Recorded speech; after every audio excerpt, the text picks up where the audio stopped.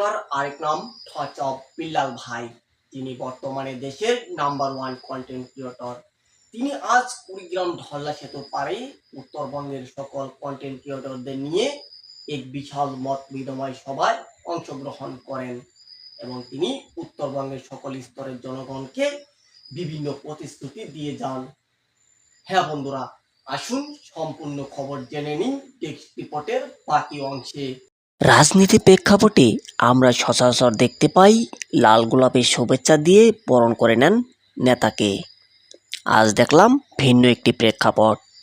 অনুপ্রেরণার আরেক নাম থচব বিল্লাল ভাইকে লাল গোলাপ শুভেচ্ছা দিয়ে বরণ করে নিচ্ছেন আমাদের কুড়িগ্রামের লাখো লাখো কন্টেন্ট ক্রিয়েটর্স ভাইরা।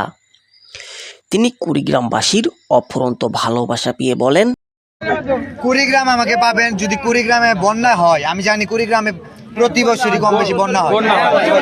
বন্যার সময় কন্টেন্ট ক্রিয়েটর যারা আছে আমরা একসাথে কাজ করব। আমি জানি কুড়িগ্রামে প্রতি বছর বন্যা হয়। আমরা সকল কন্টেন্ট ক্রিয়েটর্স মিলে একসাথে কাজ করব বলে প্রতিশ্রুতি দেন কুড়িগ্রামবাসীকে।